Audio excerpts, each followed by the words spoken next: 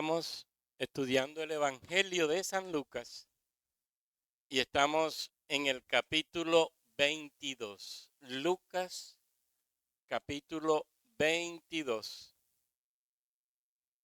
El texto nos dice lo siguiente.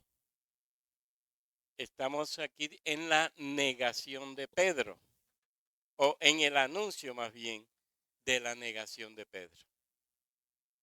Dijo también el Señor: Simón, Simón, he aquí Satanás os ha pedido para zarandearos como a trigo.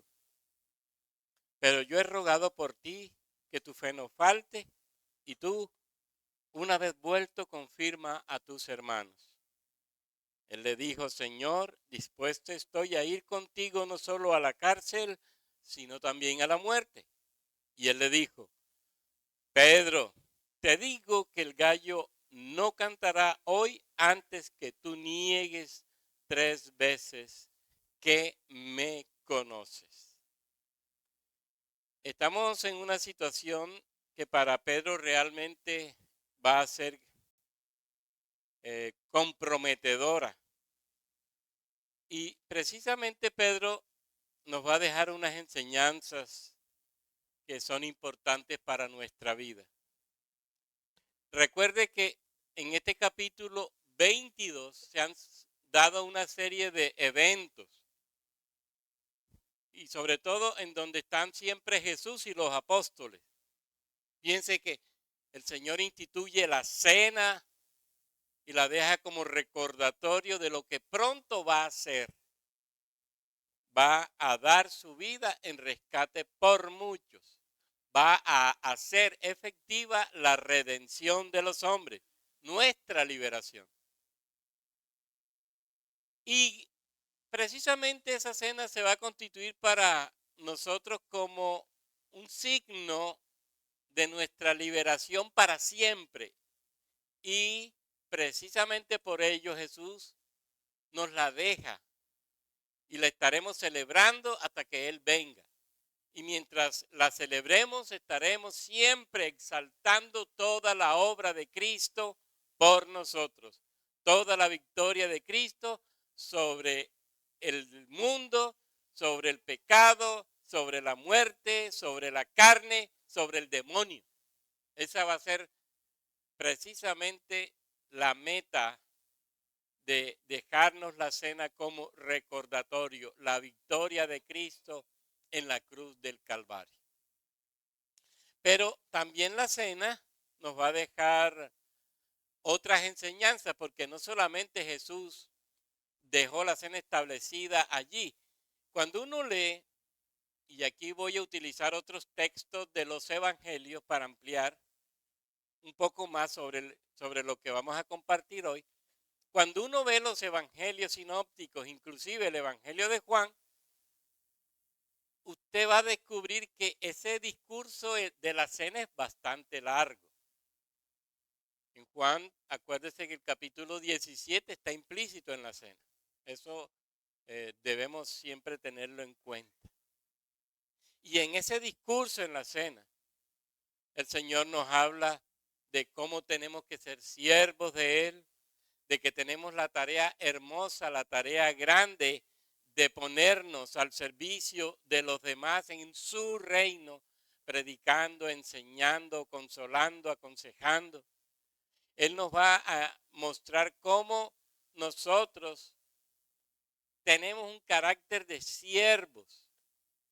Y como siervos es Él nuestro Señor, a quien estaremos sirviendo para siempre.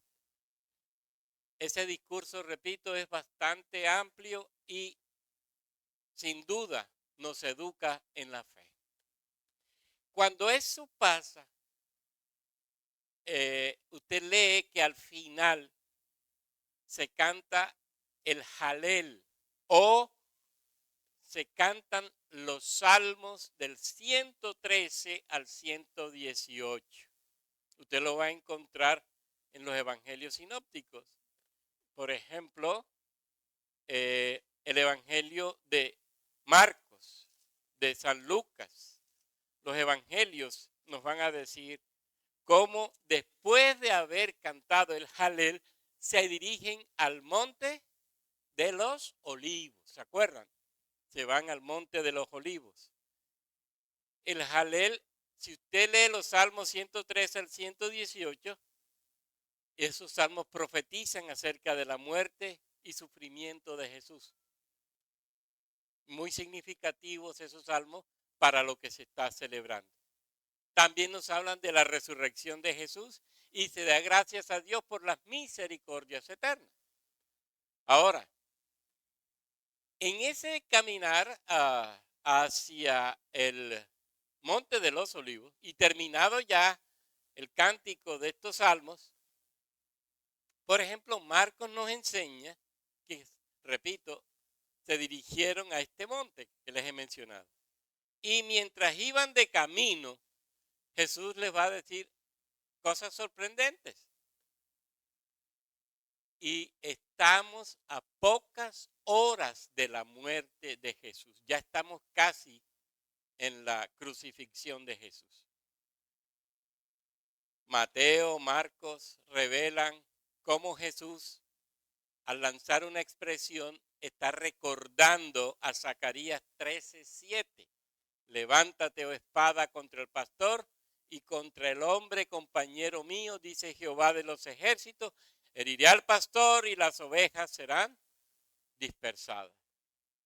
Y Mateo y Marcos nos dicen que esa frase se la dirige Jesús a sus apóstoles.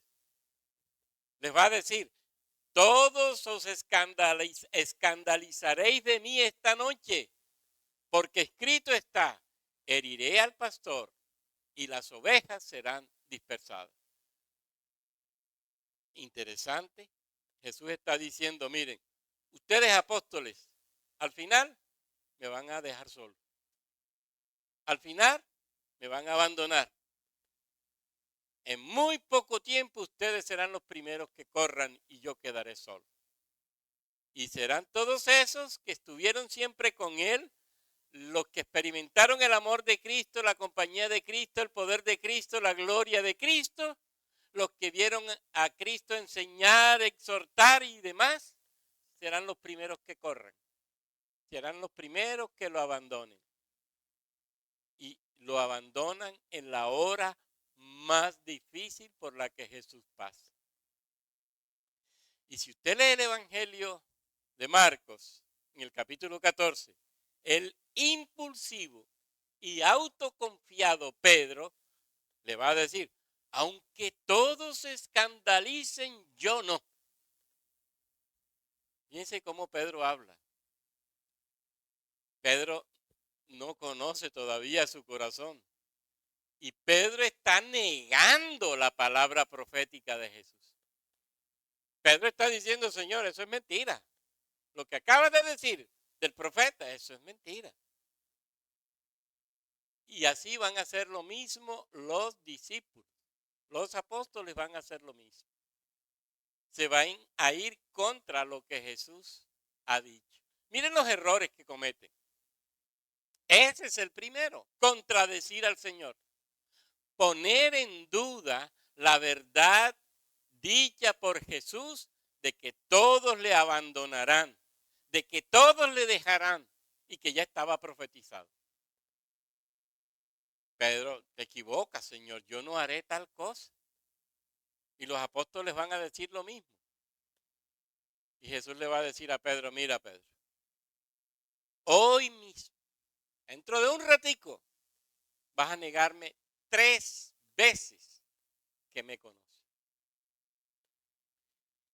Y Pedro le vuelve a replicar, eso jamás pasará. Y si usted lee los evangelios de Marcos y de Mateo, también van a decir los apóstoles, no Señor, eso no pasará nunca. Interesante, ¿verdad? Unos hombres pecadores, falibles, están contradiciendo al que es santo e infalible, Dios Hijo. Póngase usted a pensar en eso. Un desconocedor de su propia persona, como Pedro y como los demás apóstoles, se van en contra de los que los conoce perfectamente. Interesante. Y eso es lo que realmente en el fondo dice Pedro: Señor, yo no creo lo que has dicho y tú realmente a mí no me conoces, Señor. Ese Pedro y esos apóstoles eran realmente atrevidos, eran realmente impulsivos. Ahora, es raro en Pedro, ¿no? Ya Pedro ha cometido ese error antes. En Mateo 16, por ejemplo, cuando Jesús comienza a enseñarles que era necesario que el Hijo del Hombre padeciera mucho y fuera desechado por los ancianos, por los sacerdotes, por los escribas y ser muerto y resucitaría. ¿Quién revienta sorpresivamente? Pedro. Y lo aparta. Y le dice, ¿cómo? Y lo regaña. Y dice, comenzó a reconvenirle. Esto no te va a pasar, Señor. ¿Qué le va a decir Jesús? Quítate de mí, Satanás, porque no pones la mira en las cosas de Dios, sino en las de los hombres. ¿Qué está diciéndole Jesús? ¿Me estás insinuando que evite cumplir el plan de Dios? Eso no lo haré nunca. Pero así era Pedro y así eran los apóstoles. Primer error, contradecir al Señor. Irse en contra de la misma profecía. Irse en contra de la verdad revelada. Irse en contra de la misma palabra dicha por Jesús, que es palabra viva, eficaz y la verdad pura. Pero hay un segundo error. Ellos confían en sí mismos. Ellos confían en su propia fuerza. Lucas lo dice claramente en el texto leído. También lo dice Marcos. Simón, Simón, he aquí que Satanás os ha pedido para zarandearos como a trigo, pero yo he rogado por ti que tu fe no te falte. Simón, Simón, es como si Jesús le estuviera diciendo, Pedro, ponme mucha atención. Acuérdense de la repetición de las palabras. Cuando Jesús repite palabras, Simón, Simón, o cuando la Biblia repite palabras, Samuel, Samuel, Abraham, Abraham, es porque lo que va a decir es realmente importante. Y le está diciendo aquí a Pedro, ponme mucha atención. El diablo me pidió permiso para zarandearte a ti y a los apóstoles. No solamente a Pedro, el verbo está en plural. Para zarandearlos a todos. ¿Y sabes qué, Pedro? Yo le di permiso. Miren eso. Yo le di permiso. Todos debieron estar alerta. Y eso está en consonancia con lo que dijo primero Jesús. El diablo pondrá en riesgo la amistad, cercanía y fidelidad de los apóstoles a Jesús. El diablo los va a atacar con fuerza. Satanás buscará hacerlos temblar y los inducirá a abandonar el reino, a abandonar a Jesús. Ustedes que zarandear es pasar el trigo por una criba para limpiarlo de impurezas. Eso sería lo que sucedería con Pedro y con los demás apóstoles. El diablo los pidió zarandear y yo le di permiso. Yo estuviera temblando. ¿Se acuerdan de Job? Job pidió zarandear. Perdón, el diablo pidió zarandear a Job. Señor, ¿me das permiso para tocar a tu siervo Job? Tócalo, no lo mates. Y miren en la zaranda por la que pasó Job. Le fue muy dura la experiencia. Bueno, ahora Pedro también. El mismo Jesús pasó por la zaranda. El diablo no lo tentó. El diablo no lo enfrentó. Pero no es lo mismo Pedro o Job que Jesús.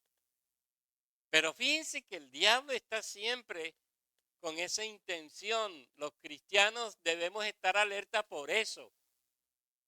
En algún momento se aparece para zarandearnos y debemos estar alerta y debemos tener cuidado. La vida de Job nos deja claro eso. Y qué bonito es encontrar que Job se mantuvo fiel, se mantuvo temeroso de Dios al final. Y fíjense que el comienzo del libro nos dice que Job era perfecto, recto, hombre de fe realmente. Pero a los discípulos les viene una dura prueba. Y fíjense que Jesús dice, le di permiso, pero ¿sabes qué, Pedro? Ya yo intercedí por ti. Miren eso. Ya yo intercedí por ti, ya yo oré por ti, Pedro, para que no falles en la fe. El diablo te pondrá en juego la fe tuya, la de los apóstoles, pero tranquilo, yo he orado por ustedes, no solamente por Pedro. El mismo Jesús ha orado por los apóstoles también. Acuérdense de la oración de Juan. Él ha orado.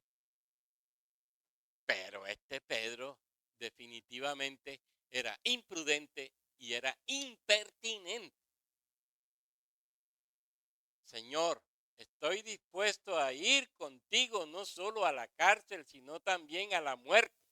Y dice el texto en Marcos y en Mateo. Y los demás discípulos confirmaron lo dicho por Pedro. Ellos dicen lo mismo.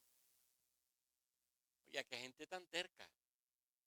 Qué cristianos tan tercos.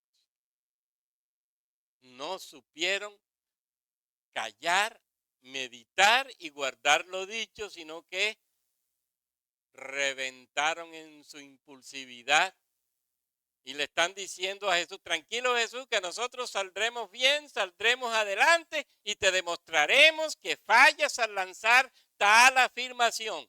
No vamos a ser desleales a ti, no te fallaremos.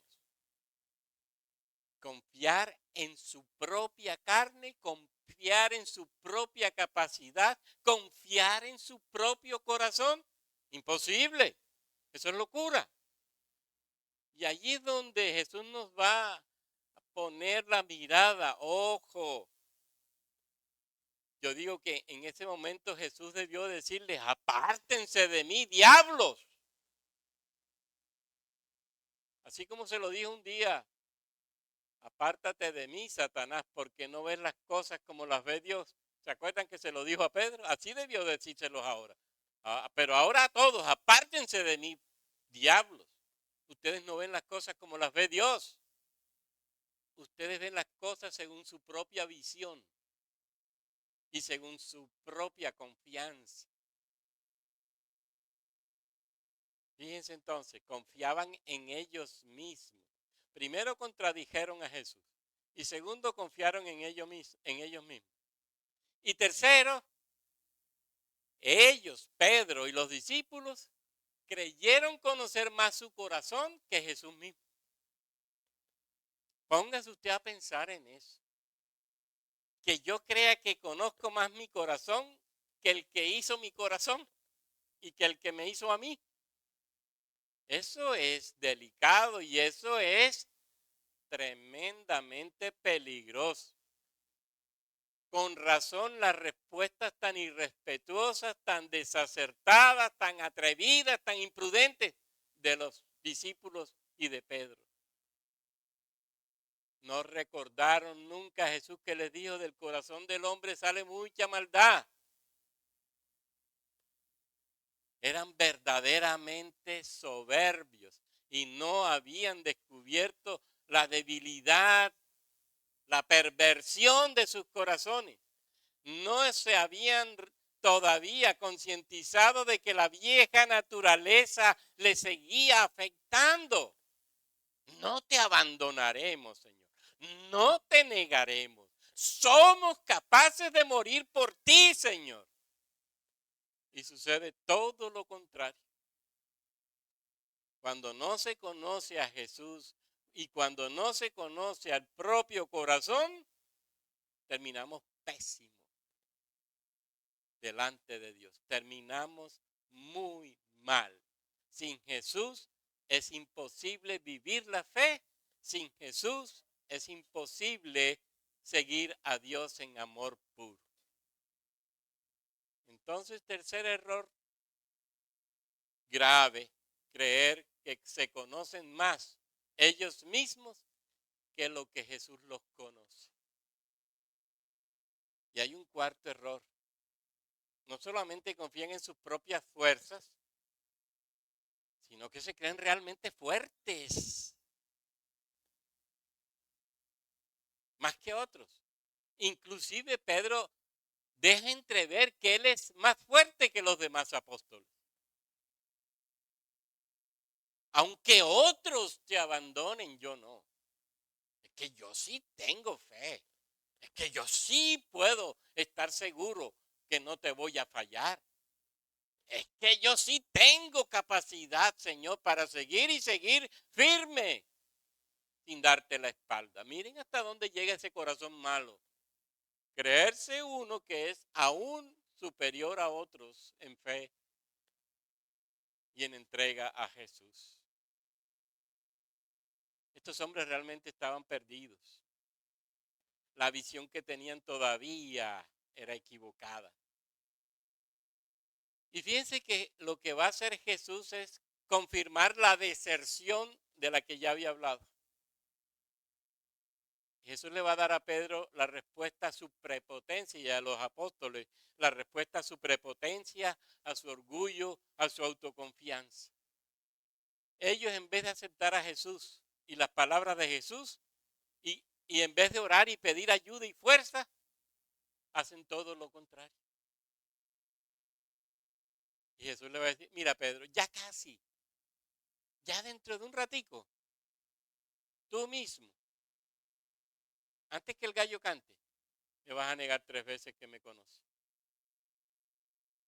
Ya, eso va a suceder ya. No está muy lejos. Se jactó de su fortaleza y alardeó de su autoconfianza a Pedro y ahora le va a costar bien caro. Está hablando con el Señor de señores, está hablando con el eterno Dios.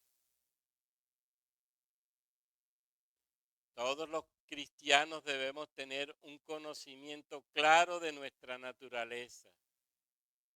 Y todos los cristianos debemos tener conciencia de que vivimos en este mundo que es un lugar muy peligroso para la fe. Porque tenemos un corazón imperfecto y tenemos que vivir entonces siempre en estado de alerta frente al pecado. En este mundo tú vas a encontrar ideologías, propuestas y tantas cosas que son una amenaza seria para la fe. Vivimos aquí como nuevas criaturas, pero en un mundo peligroso, que siempre nos llevará a estar en riesgo en nuestra fe. Porque este mundo está bajo una condición caída.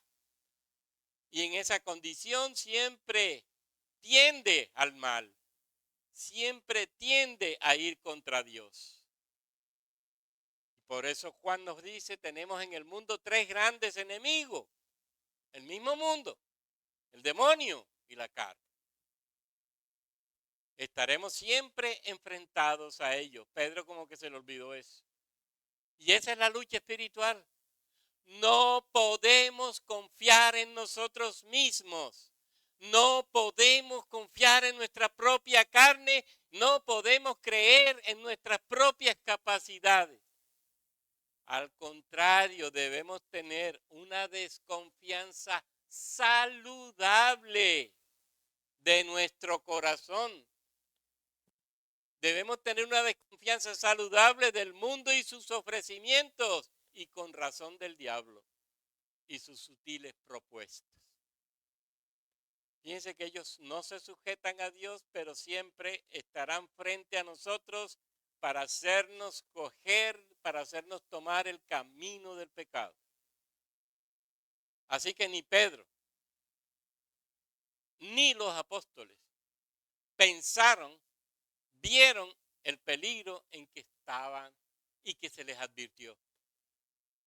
Ni siquiera fueron capaces de desconfiar de ellos mismos y se hicieron tan ciegos que se ubicaron, que se situaron en un peligro bien grande, bien serio. Es que si yo no desconfío de mí mismo, me coloco precisamente en un lugar riesgoso para la vida de fe y para la vida mía en santidad. Esa es la experiencia de Pedro y de los apóstoles. Y aprenderán la lección luego de que sufran las consecuencias graves de su conducta soberbia e irracional. Póngase usted a pensar. Pedro le dice tantas cosas a Jesús cuando estaban juntos. Tú y solo tú tienes palabras de vida eterna. Tú eres el Cristo, el Hijo del Dios viviente.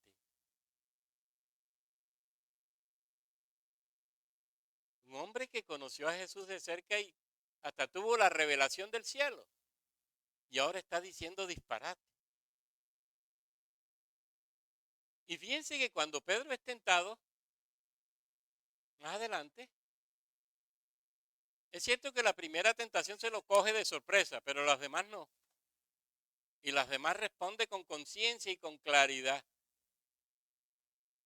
Más o menos pasa entre una y otra tentación 1 hora aproximadamente. O sea que Pedro tuvo conciencia de lo que hizo. No fueron reacciones las siguientes, reacciones involuntarias de Pedro. No lo hizo sin pensar.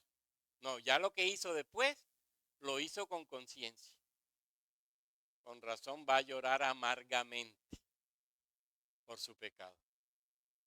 Y fíjense que el Señor le dice, Pedro, vas a pasar por esto, pero tranquilo, ya lloré por ti y confirmarás a tus hermanos. Es decir, los vas a ayudar a salir adelante. Tú los vas a ayudar, Pedro.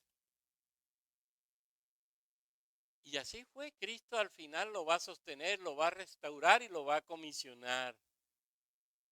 Y cuando usted ve a Pedro escribiendo en la segunda carta, usted se va a dar cuenta que ese es otro Pedro.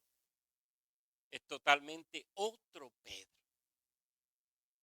Póngase usted a pensar, ¿quién predicó el primer gran sermón apostólico? Pedro, en día de Pentecostés. Se lo predica a los judíos. Él guía al primer gentil a Cristo. Hechos 10, ¿se acuerdan de Cornelio? Él abrió las puertas del reino para muchos gentiles. El Señor le dio la promesa a él también y al resto de los apóstoles. ¿Y saben lo bueno de la Biblia? Que escribe Dios los fracasos y los pecados de Pedro. No los esconde. El mismo evangelio de Marcos, que recibió la información de Pedro según la historia. Pedro dicen que fue uno de los que le pasó a Marcos información. Pedro le informa a Marcos lo que sucedió.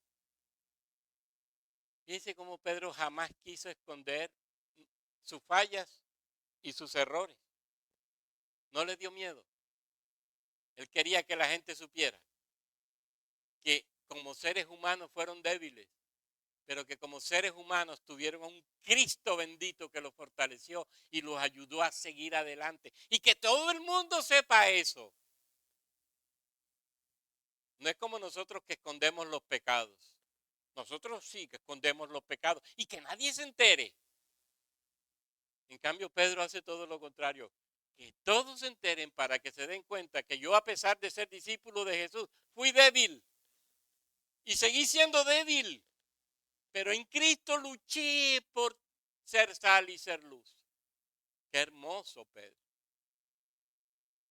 Qué hermoso mensaje nos va a dar. Vemos en las Escrituras las victorias y los grandes fracasos de Pedro. Y qué bueno que eso esté ahí para identificarnos con él. No somos tampoco perfectos.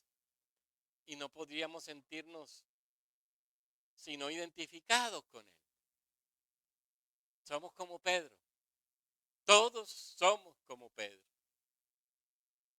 Todos tenemos fracasos, todos pecamos, pero que no nos da miedo que se entere la gente, porque la gente tiene que saber que yo soy débil. La gente tiene que darse cuenta que mi corazón no es perfecto y que yo fallo, Pero la gente tiene que darse cuenta de que en Cristo Jesús es posible salir adelante y que en Cristo Jesús está nuestra fuerza para vencer y para seguir firme en la fe. Ese es el mensaje de Pedro. No escondió su pecado. Yo lo escondería. Seguro que sí. Que no se entere. Pero qué hermoso es que Pedro lo diga para que nos afirme a nosotros en esta vez, en esta fe. Muy rápidamente, hermano, miren las tentaciones y miren las tres negaciones. Marcos 14, del 66 al 68. Pedro sigue a Jesús, entra al patio de los gentiles, hay fuego, él empieza ahí a calentarse porque hacía frío. Y de pronto una criada, mira, oye, tú no estabas con ellos, con él. Tú también estabas con Jesús. Y Lucas dice que la criada se lo dijo a los demás. Este estaba con él. No, yo no le conozco. No tengo ni idea quién es. No le está preguntando el ejército romano. No le está preguntando un sumo sacerdote. No le está preguntando una autoridad. Una criada. Es decir, si hubiera contestado, lo único que pudiera decir, cójanlo. Y seguro que Pedro sale corriendo y se va.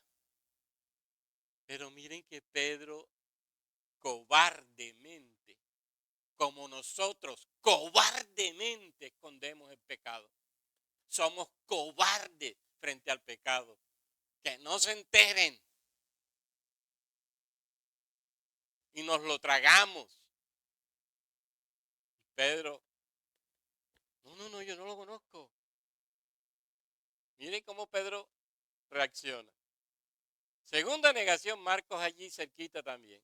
14, 6, 9. Otra vez la criada. Este es de ellos. Y Pedro, dice el texto, insistió en negarlo. No lo conozco. Varias veces se los dice. Mateo, en esta segunda negación, dice que Pedro lo negó con juramento. Mira, aquí ya se agrava el asunto. Mateo 26. Juro por Dios, invoco a Dios y les aseguro en Dios como testigo que yo no conozco a ese señor. Póngase usted a pensar en eso. Juró por Dios para negar que conocía al Dios Hijo. Tremendo, ¿verdad? Poner a Dios como testigo de que él decía una verdad que era mentira. ¿Ah? ¿Cómo somos capaces de hacer cualquier cosa? Que no se enteren. Cualquier cosa hacemos. Que no se enteren. Y la tercera es peor. Marcos allí cerca. Y pueden buscar también el Evangelio de Juan que aclara en el capítulo 18. Tú eres de ellos. ¿Y sabes qué? Tú eres Galileo. En tu manera de hablar se te conoce. Y dice el texto, y lo negó con juramento y maldiciendo. Es decir, lanzando una imprecación. ¿Qué significa eso? Que me caiga una maldición de Dios y lo que yo estoy diciendo es mentira. ¿Hasta dónde llegó Pedro? Que me caiga una maldición de Dios. ¿Se acuerdan de las maldiciones establecidas en el Antiguo Testamento? Por las que juraban los judíos. Que me caiga una maldición de esos y lo que yo estoy diciendo es mentira.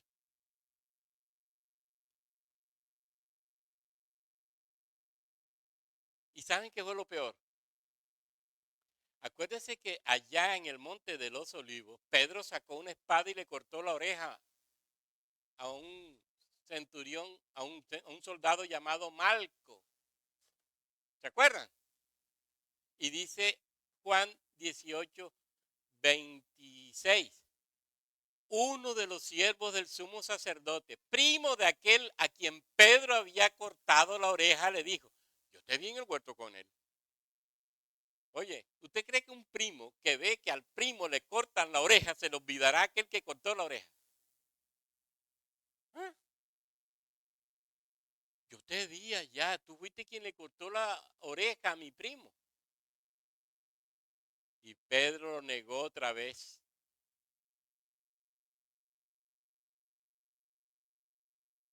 Tercera negación. Un primo del soldado a quien Pedro cortó la oreja en el monte lo acusa y él lo niega. ¿Y saben qué es lo triste? Es que Pedro hace juramento. Otra vez, invocó una maldición divina sobre él a pesar de que mentía. Y negó con eso que fuera un seguidor cercano de Jesús con maldición sobre él.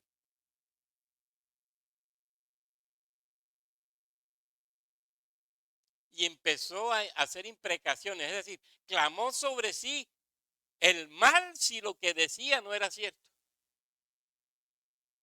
Como cuando usted oye a las personas que dicen que me caiga un trueno si no es verdad, algo así.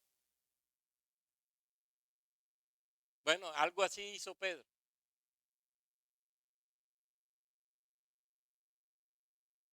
Y cantó el gallo.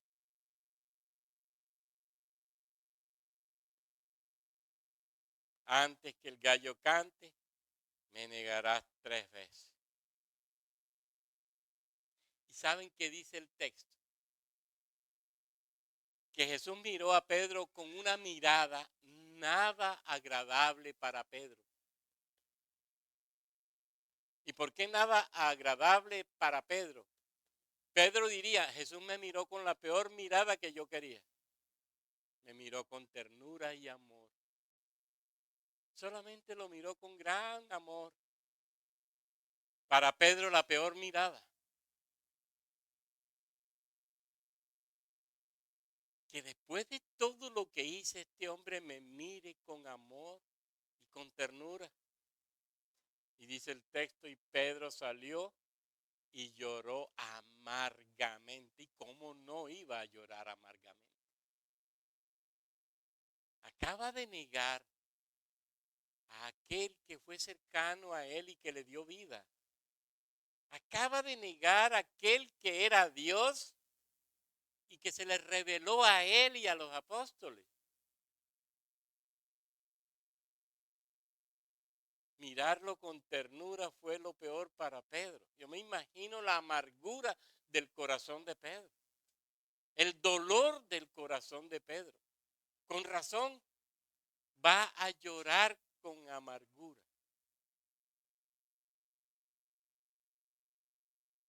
Póngase usted a pensar, Jesús lo escoge como discípulo. Está en su casa, le sana a la suegra. Usa la barca de Pedro para predicar el evangelio. Pescaron juntos. Con él está Pedro, con Jesús está Pedro en el monte de la transfiguración. Y le vio transfigurarse. Jesús lo salva de ahogarse. Exalta y dice, tú eres el Mesías, el Hijo de Dios viviente.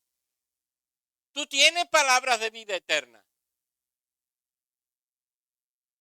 Y al final, después de aquel interrogatorio en Juan, Jesús va a oír de Pedro, Señor, tú sabes que te amo. Tú sabes que te amo. Y va a recomendar Pedro, si alguien padece como cristiano, que no se avergüence. Y yo pondría entre paréntesis, así como yo lo hice. Yo creo que a Pedro le faltó decir eso en su carta.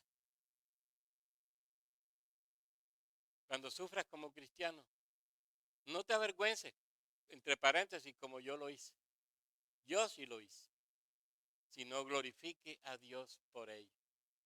Crezcan en la gracia, crezcan en el conocimiento del Señor, crezcan en el conocimiento del Salvador Jesucristo. A Él la gloria por siempre.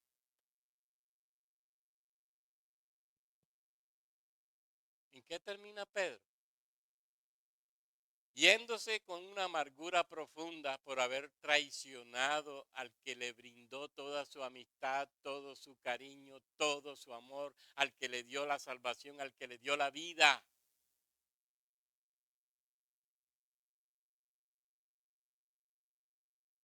¿Y qué descubrimos en Pedro y en todo esto? La carne es verdaderamente pecaminosa y te va a llevar a hacer lo que es desagradable a Dios de modo consciente.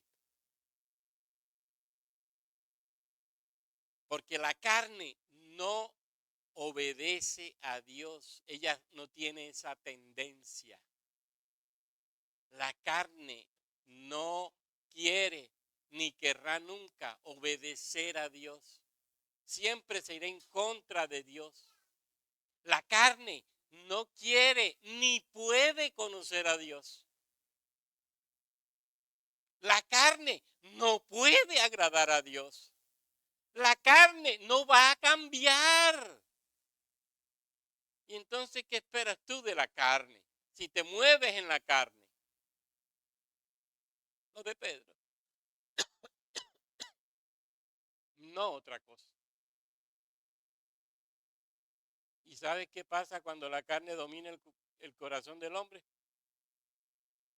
Como diría Calvino, tu corazón se convertirá en una fábrica de ídolos.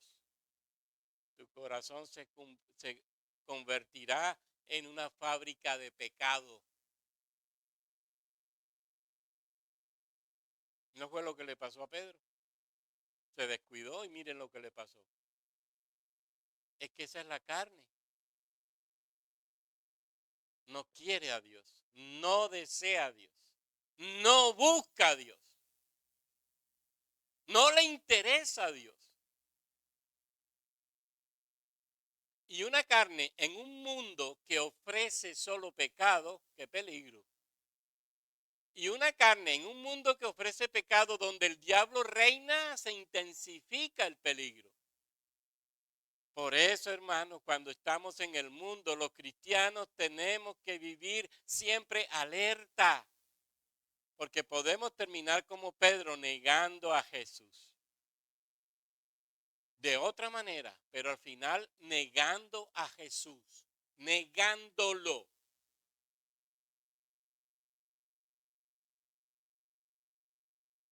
Necesitamos a Dios, necesitamos la ayuda del Espíritu Santo para poder vivir la vida que agrada a Dios en el mundo y en la carne.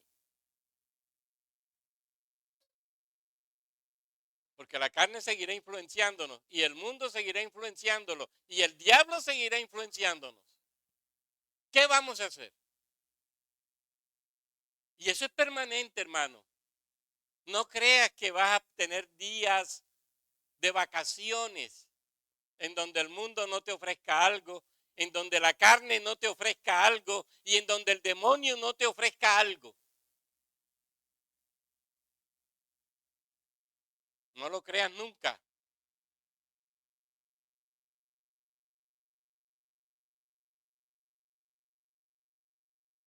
Póngase usted a pensar, David. Señor, escudriñame, oh Dios, conoce mi corazón. Pruébame, conoce mis pensamientos. Ve si hay en mí camino de maldad. Guíame. Esa oración debe ser permanente en nosotros.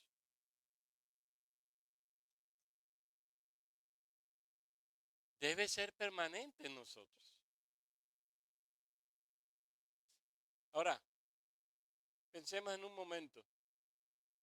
¿Qué vamos a hacer como cristianos hoy?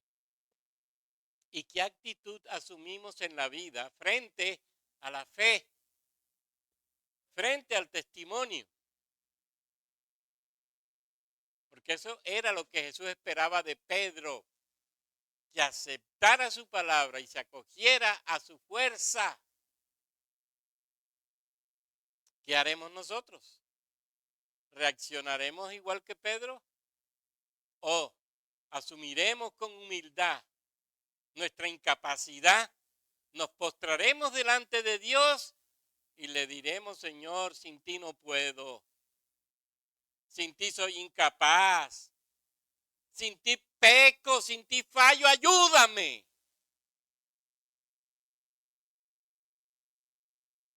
¿Mm?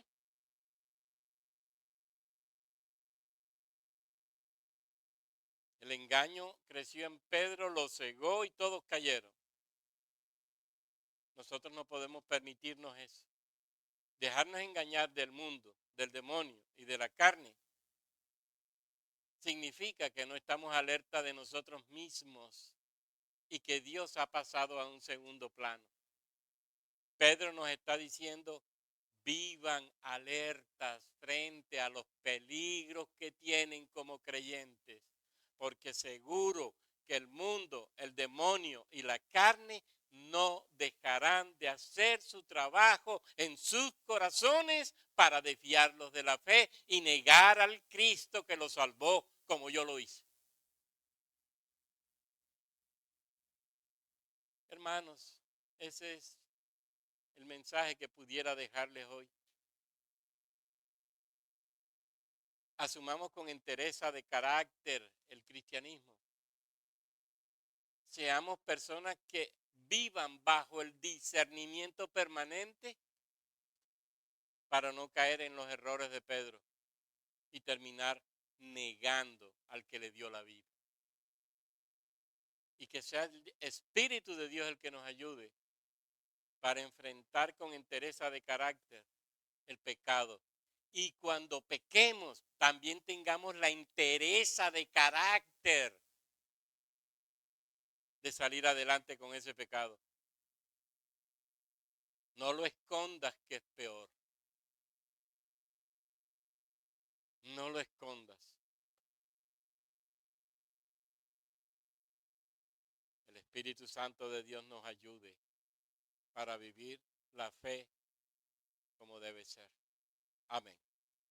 Padre nuestro, Dios santo y eterno, te damos las gracias en el nombre de Jesús por esta palabra. Te damos las gracias, Señor, por este regalo de vida que nos has dado en el día de hoy.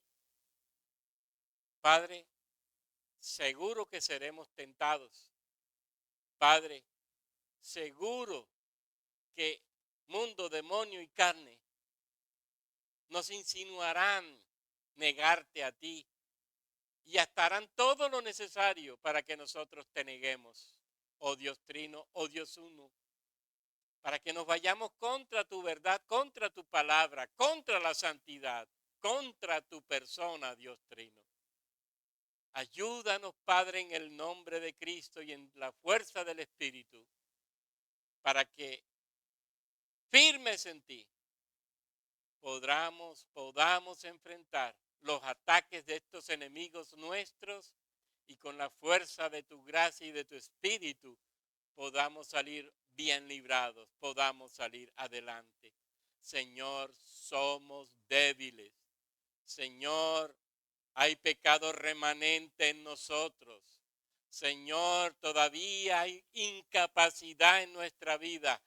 En el nombre de Cristo Jesús, Dios Trino, ayúdanos, ayúdanos, ayúdanos en nuestro corazón, en nuestra vida, para vivir el cristianismo con valentía, testificando de ti, siendo sal de la tierra y siendo luz del mundo. Ayúdanos, Padre, en Cristo Jesús y en el Espíritu Santo te lo suplicamos.